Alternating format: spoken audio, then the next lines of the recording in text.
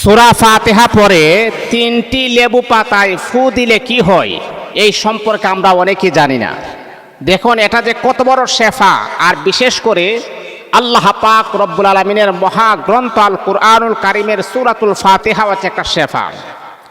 আপনার কাছে যখন কোনো মানুষ যখন আসার পরে যখন বলে, হুজুর আমার সন্তানের পেটের ব্যথা, আমার সন্তান অসুস্থ, তখন আপনি যখন জারফুক করেন সর্বপ্রথম যে সূরাটা পড়তে হয় সেটাই হচ্ছে সূরাতুল ফাতিহা।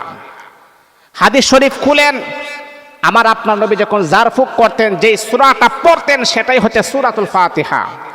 আল্লাহ পাক রব্বুল আলামিন সূরাতুল ফাতিহার ভিতরে মহা ওষুধের ব্যবস্থা আমার আল্লাহ করে দিয়েছেন।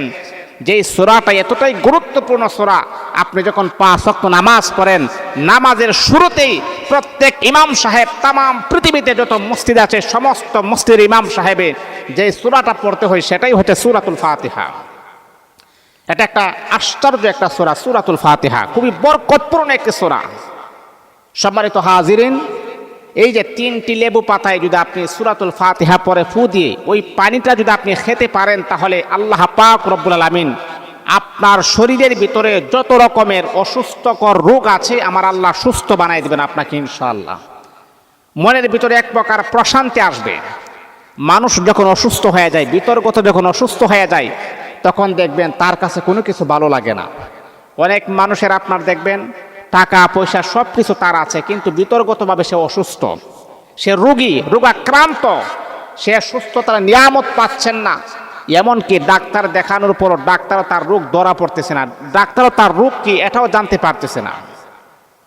আল্লাহ পাক মাঝে মধ্যে তিনি তার বান্দাদেরকে এমন কিছু রোগ দান করেন, এমন কিছু রোগ আমার আল্লাহ দেন যেটা ডাক্তারের নলেজও পড়ে না।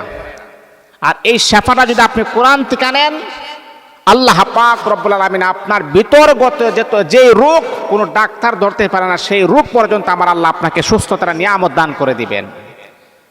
তাহলে এই আমলটা আপনি কিভাবে করবেন? আপনি লেবু গাছ আছে না, লেবু গাছ থেকে 3টা লেবু পাতা নিয়ে আসবেন। যে লেবুটা একদম স্মার্ট হয়, সুন্দর হয়, যেন পোকামাকড় যেন তাকে গ্রাস না করে, এমন 3টা লেবু পাতা আপনি নিয়ে আসবেন। নিয়ে আসার পরে আপনি উযু করে নেবেন, পবিত্র অবস্থায় আমলগুলা করবেন। যে কোনো আমল যখন আপনি করবেন, কোরআনে আমল যখন আপনি করবেন, শর্ত হচ্ছে পবিত্র অবস্থায় করতে হবে। নাপাক অবস্থায় যদি আপনি করেন তাহলে কিন্তু এটার রেজাল্ট আপনি পাবেন না। আপনি পবিত্র অবস্থায় আমলটা আপনি করবেন, তাহলে তাৎক্ষণিকভাবে আপনি তার রেজাল্ট আপনি পেয়ে যাবেন। তাহলে আপনি 3টা লেবু পাতা নেওয়ার পরে 3টা লেবু পাতা একই সাথে আপনি বিছাবেন। বিছানোর পরে আপনি প্রথমে 3 বার ইস্তিগফার আপনি পড়বেন। কয়বার? 3 বার। আস্তাগফিরুল্লাহাল্লাযী লা ইলাহা ইল্লা হুয়াল হাইয়ুল কাইয়্যুম ওয়া আতুবু ইলাইহি লা হাওলা ওয়ালা কুওয়াতা ইল্লা বিল্লাহিল আলিয়্যিল আযীম। একবার, আবার আপনি পড়বেন 2 বার, আবার আপনি পড়বেন 3 বার। তারপরে আপনি বন্ধুরে আমার মনোযোগ দিয়ে আপনি শুনেন, আবার 3 বার দুরূদ ইব্রাহিম পড়বেন। যে দুরূদটা আমরা নামাজের ভিতরে যে দুরূদটা পড়ে সেই দুরূদটা আপনি পড়বেন। দুরূদ ইব্রাহিম, আল্লাহুম্মা সাল্লি আলা মুহাম্মাদি ওয়া আলা আলি মুহাম্মাদ কামা সাল্লাইতা আলা ইব্রাহিম ওয়া আলা আলি ইব্রাহিম ইন্নাকা হামিদুম মাজিদ। আল্লাহুম্মা বারিক আলা মুহাম্মাদি ওয়া আলা আলি মুহাম্মাদ কামা বারাকতা আলা ইব্রাহিম ওয়া আলা আলি ইব্রাহিম ইন্নাকা হামিদুম মাজিদ। একবার, এইভাবে আপনি 3 বার পড়বেন। তাহলে ইস্তিগফার 3 বার, দুরূদ শরীফ 3 বার, 6 বার। তারপর আপনি ফু দিবেন না। তারপর আমি আপনাকে বলছি সূরাতুল ফাতিহাটা কিভাবে পড়বেন। আউযু বিল্লাহি মিনাশ শাইতানির রাজিম, বিসমিল্লাহির রহিমিল হামদুলিল্লাহি রাব্বিল আলামিন, মানে বিসমিল্লাহ সহ আলহামদুলিল্লাহ সূরা এইভাবে পড়বেন।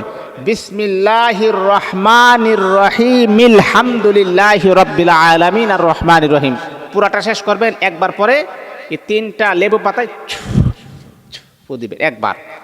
আবার আপনি বিসমিল্লাহির রহমানির রহিমিল হামদুলিল্লাহি রাব্বিল আলামিন পরে এইভাবে আপনি 3 বার পরে 3টা ফু দিবেন। তারপর আবার আপনি 3 বার দুরূদ শরীফ 3 বার ইস্তিগফার পড়বেন। পড়ার পরে আবার 3টা ফু দিবেন। তাহলে 3 3 6টা ফু আপনি দিবেন।